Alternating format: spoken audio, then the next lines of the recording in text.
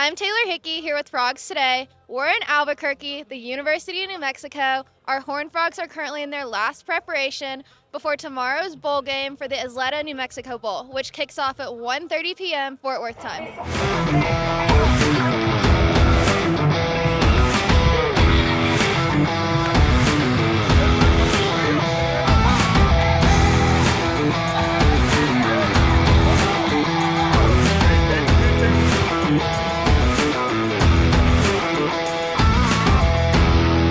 Like I said, we have a 1:30 p.m. kickoff Fort Worth time tomorrow. This is University Stadium at the University of New Mexico. We have so much fun stuff going on today that we're going to bring you to. We have the pep rally downtown, the presser, and the luncheon. So stay with us. Practice is wrapping up. We're going to head over to the Media Hotel for the team luncheon and the presser. Later, we're going to bring you part 2 of our interview with TCU diver Anna Kwan, who just took the gold medal at the USA Winter Finals. We'll see you at the hotel. Frogs Today here at the Isleta Resort and Casino. The presser is about to get underway. We have head coach Sonny Dykes, quarterback Josh Hoover, and safety Bud Clark. We'll take you there now. Thank the New Mexico Bowl, the city of Albuquerque. We've had a great experience up to this point. The hospitality's been outstanding. Just been, you can tell that they've invested a lot of time and effort into the bowl game, and you can certainly tell that. I think it's been fun for some of our players to get to New Mexico. I don't know that they've spent a lot of time here in the past, and I think the guys have been really impressed with Albuquerque and the hospitality and everything that's happened up to this point. We're excited about the football game. I've talked to our players a lot about the importance of this game for our program. We've got 30-plus seniors that this will be the last time that they play for us, and that's incredibly important to send those guys out with a win.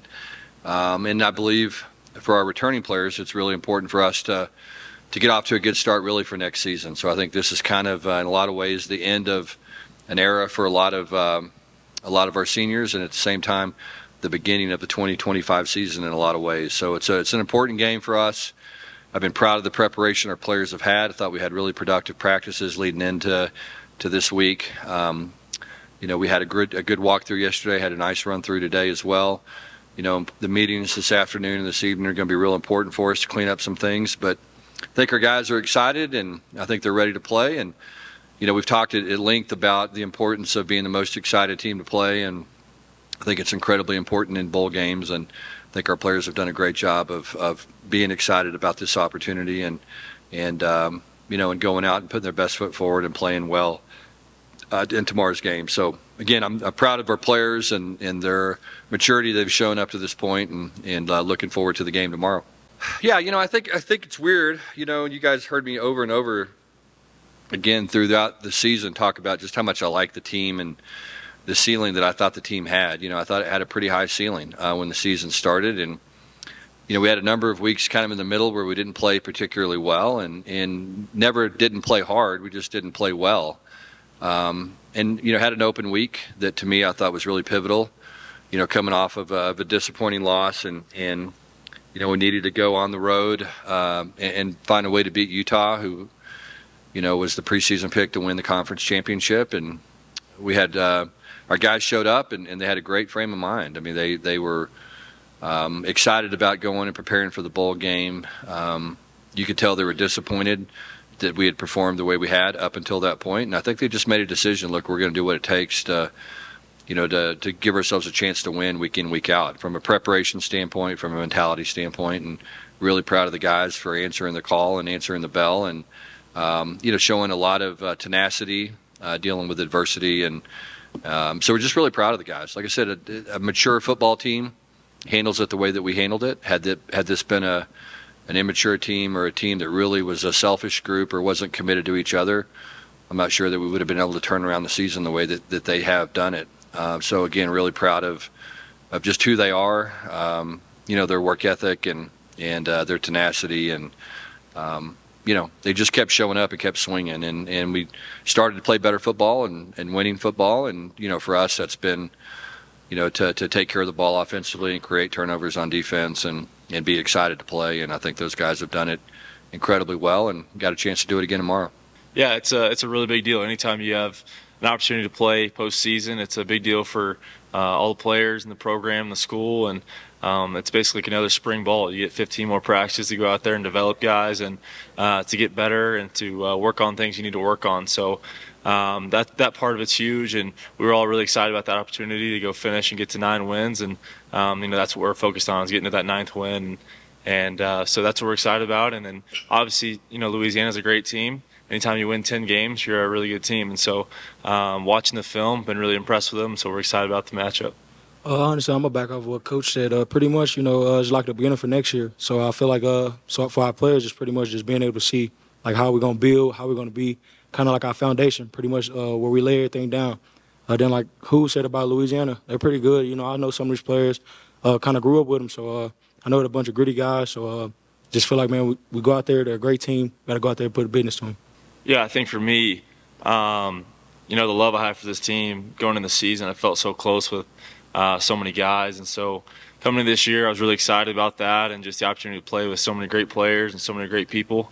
I think that's what made this team so special, and I think that's why we were able to bounce back after a few hard weeks, and kind of like what Coach said. So I think it's been a special year, and I've been really grateful to be able to play with as many good players as we have on our team, and have so many weapons at receiver and offensive linemen and guys around me to help me look better than I am and help us be successful. So it's been special to just be a part of this team. I feel like honestly, coming up in this season, pretty much it was just about like coming in, tackling, doing what I had to do, pretty much like for myself. So being able to grow in that aspect helped me just build as my confidence, build different things like that. So like that just helped me with next year or whatever I do, like different things like that. We've got a really deep receiver room. Blake now has shown to come in and play really well, and he played really well against Cincinnati when he had opportunities. And so we're all going to count on him, and I know he's going to step up to the challenge and play really well, like he always does. So Blake and Jordan Bailey and some other young guys that are really coming along, and I'm excited about them and the opportunity they're going to have to go out and play. So I don't expect any drop-off. I expect to go out there and execute like we have been and be explosive on offense and score a bunch of points. So that's what we expect to do, and I know we're going to go do it, and we've got the guys to go do it. Yeah, not really at all. I think the good thing is we've, Colt Deary's played there before. I think that's been the big thing is he's kind of solidified that position. We had a lot of competition on the offensive line. So I think that's really been a pretty seamless transition, quite frankly. Maybe a little bit easier, honestly, than I thought it was going to be. I like that group. I mean, those guys are really unselfish and committed to each other. And I think that has a lot to do with the way that they play and they perform. So, Carson Bruno is coming off of a little bit of an injury, and I expect him to be able to play. We weren't quite sure, and, he practiced today and looked good. So I was encouraged to see that.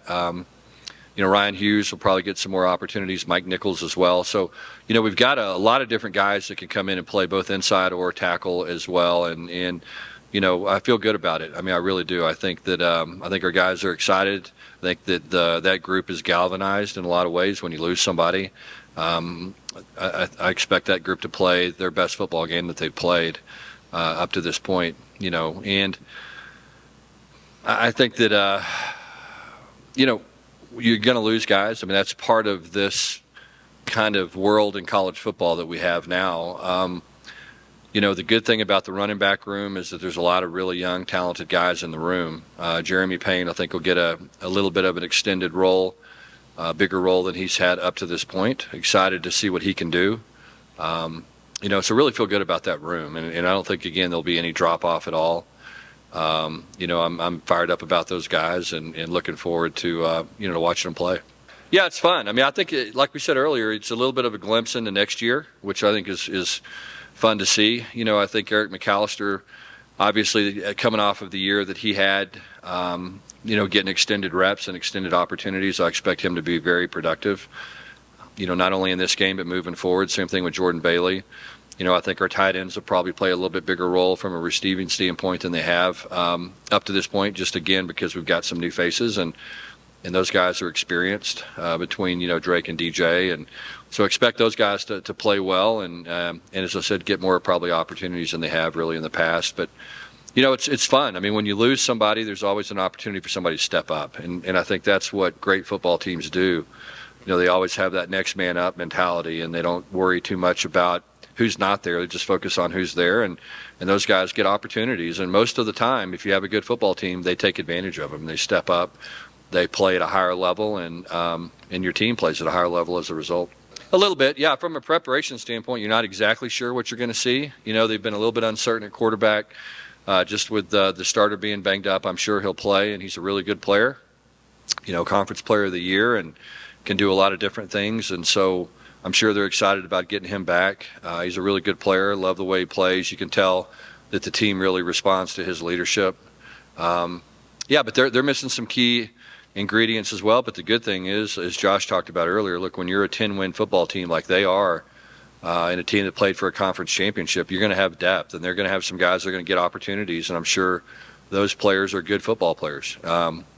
And there's going to be a little bit of an element of unknown, just because they have lost a couple of key players. But as I said, I'm sure that they've got good backups that'll step in and view this as an opportunity for them to make plays. Yeah, I think that's just kind of how our program is. I think that's just the culture that's been built into our program and why it's such a special opportunity to play at TCU. That's what we all love about it, is we really enjoy coming to work every day. We enjoy practicing. We enjoy meetings and just every aspect of our program. And so it doesn't surprise me at all to go out there and to see guys fired up to go practice and to prepare for 3 weeks to play one more game. And so I think it just speaks to our culture, like I said, and the way our guys approach the game and the way they approach every single day. And that's what's exciting about the future and what's exciting about tomorrow. Yeah, then on the back half of the season, like Coach Dykes always talked to us about being excited, being the most excited team, and I feel like we capitalized on that. So, like, being at practice, you can practice different things like that. Even if you don't want to be out there, you can fake it till you make it. Like, Kyle talked to us about it all the time. So, I feel like even if you fake it, you end up building that enthusiasm in order to be energized and being able to enjoy it. Then you realize you're out there with your brothers.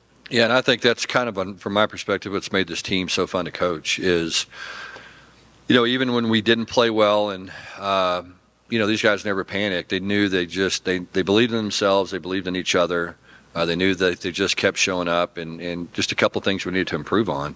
This team could turn out to be a good football team. And, we've got some momentum. We've, found ways to win football games and built confidence as a result. And, these players genuinely like each other. They genuinely like playing for TCU. They're fun to coach because they enjoy working. They enjoy being around each other and competing against each other and making each other better. So, sometimes when you are trying to get ready for a bowl game, it's tough as a coach because you're trying to motivate the players and trying to get guys to practice hard. We never had to do that. From day one, they came out, they had the right mindset, they were excited to play and practice, and they knew they were going to have to prepare well to play well and to beat a good football team. And so it's been a joy to be around these guys for the last couple of weeks, and been fun being with them. And and I told the guys, this is the last time we're all going to be together. It's tomorrow. There's going to be a lot of guys that we'll never see again in terms of in that setting. And we won't see them again together as a group. And so take every moment and appreciate it and cherish it, and hopefully, we talked about this extensively.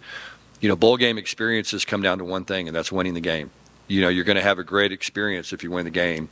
It's not going to be a great experience if you lose the game. And so we've talked about that at length, just the importance of going out there and doing what we have to do to win, so that 20, 25 years from now, these guys will look back on this season and see it as a success if we could go out and play well tomorrow and win a game. You heard it. This team is special. Coach Dykes, Josh Hoover, and Bud Clark all said the same thing. A win tomorrow would mean the world to them. We're going to pop over to the team luncheon with Louisiana and TCU.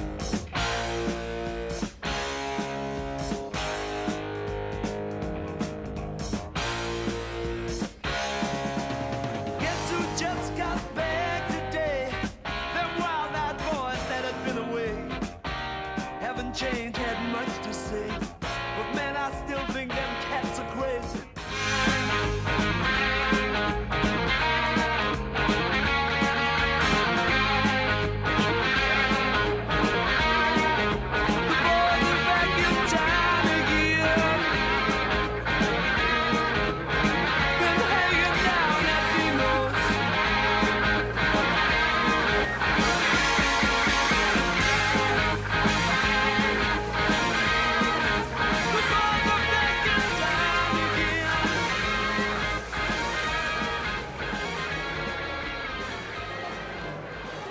About 750 people just left this ballroom for the Isleta New Mexico Bowl luncheon, including our showgirls, cheerleaders, band, even an appearance from Super Frog, our football team, and Ed Too Tall Jones.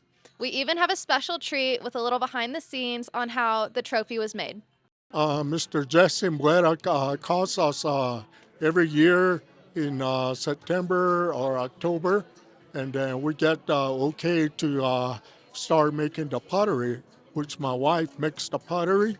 And inspiration I get is from both teams. Every year I look at, do some background research on both teams and their mascot and the school, and I get bring inspiration from their schools, their philosophy, and also combine that with my own. I'm from Zia Pueblo, and my grandfathers and grandmother ancestral or philosophy, and I combined all that, and that's where that inspiration comes from. And I start designing the bowl pot.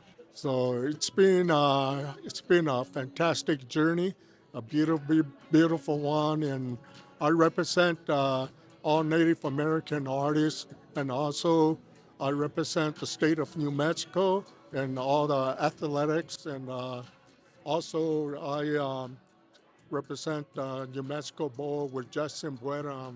I'm 100% supportive of everything they do. When I was a little boy, my father was a welder, and he got a job in Fort Worth, and I was just starting school, kindergarten at the Pueblo, and we had to move to Fort Worth because my father got that job in Fort Worth, and we lived there for about 2 years. I was just a little boy. I went to school, kindergarten, and I didn't know how to talk English. And when I went to school at the Fort Worth with all the kindergarten kids, and I didn't understand what they were talking about because they were talking English and I was talking my native language. So I decided to teach the little boys and girls that I went to school with. I taught them my native language there, and it was a great experience. Tradition, the family, everything both teams, the colleges represent. We all came from one cosmic God, and we're a big family on this earth.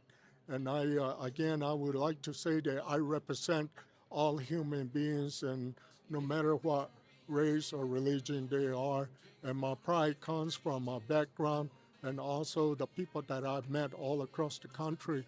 With the university, the athletics and the people that are from this university, I tell them, you made it to the top, to New Mexico Bowl, and you both teams are winners.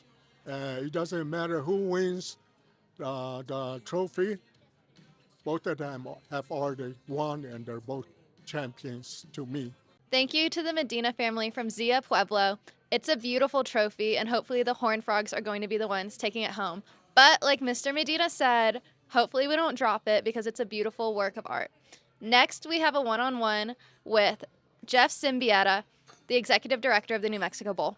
You know, there's a lot of pride in this community, but the pride of what we do, and specifically what I do, I was in the room when it started. It is, I've done a lot of things. I've been very, very blessed. I've done a lot of things professionally. I've never been more proud of something because I know what it means tangibly to this community. In a large respect, it put Albuquerque, New Mexico in a room with the best cities in America, right? With the Metroplex, with New Orleans, pick your city that's got a bowl game. And then to be able to grow this for 19 years the way we have and what it's become. When my background's in radio and television, and when I started this, people said, "What are you going to do when the bowl game goes away?" And I'm like, "Wow! Like, look at my hair. I'm not going back into TV." I was the only one dumb enough to think that we'd be planning our 2-decade celebration, and it's the reason we're doing it is because of the support of this community, because our partners, our stakeholders, our executive board, and really the way this community is rallied, and a staff that is, I will put our staff against any in the bowl business and what they do. You know, I know where we are in the bowl hierarchy, and I get it. We're not the Rose Bowl. Bowl, and that's really cool because they are.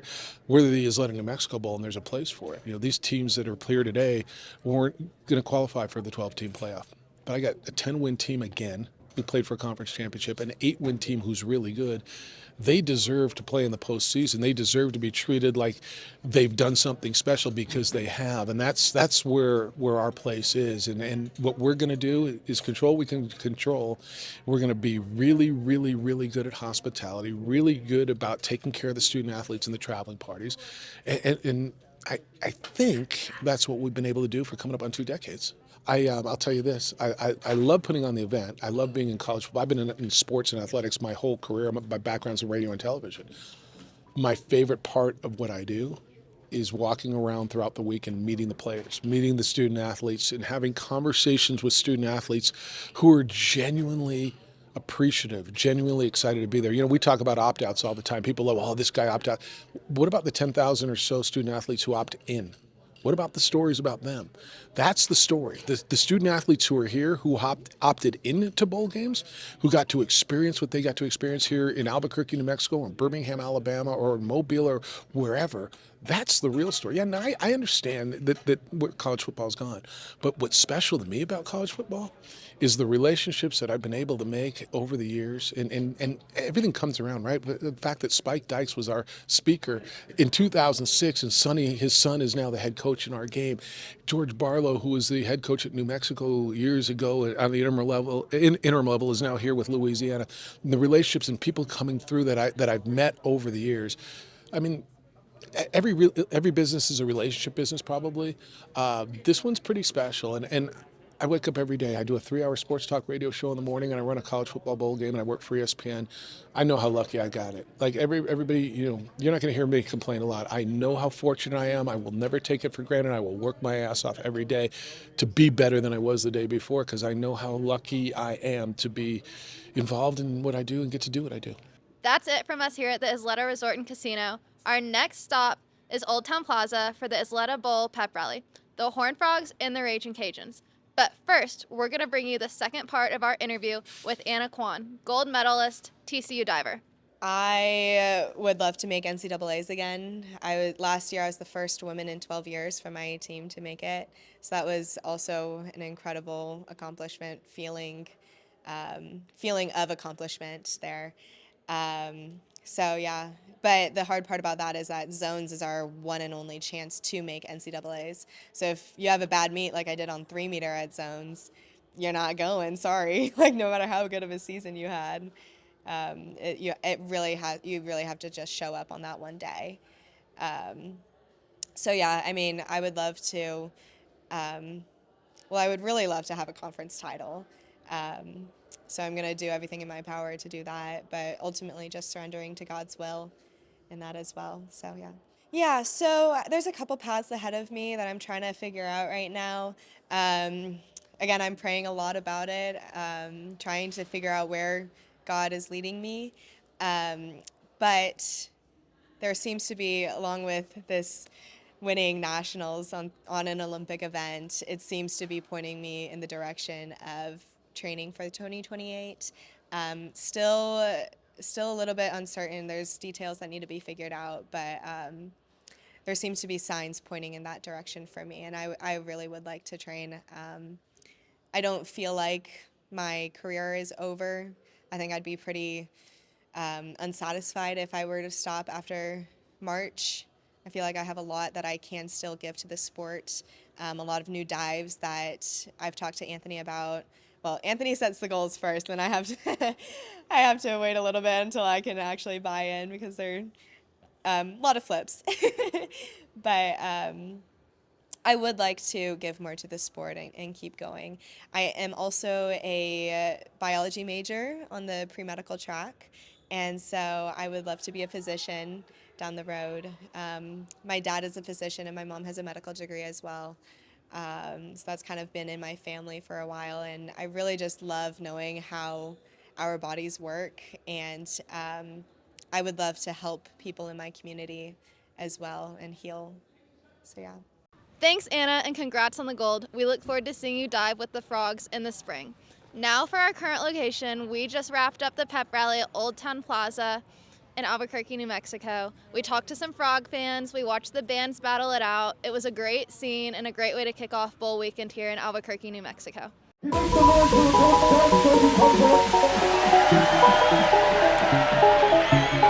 showcase your speed. What goes into that? Did you try your part about being a tight end?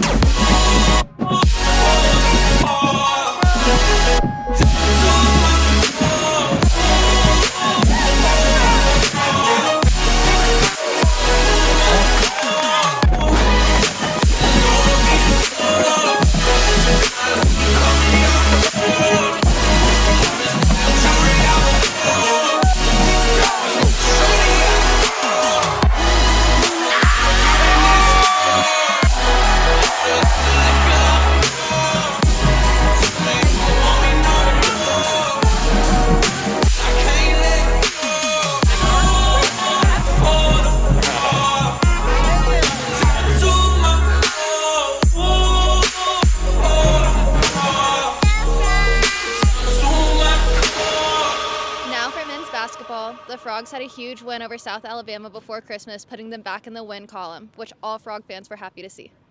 Kickoff for the Isleta New Mexico Bowl is tomorrow at 1:30 p.m. at University Stadium in Albuquerque, New Mexico. Frogs Today will have your entire game coverage, so be sure to check us out on our socials at Frogs Today and on our website at frogstoday.com. The following day, on the 29th, women's basketball takes on Brown at home, and on the 30th, our men's team kicks off Big 12 play at the University of Arizona.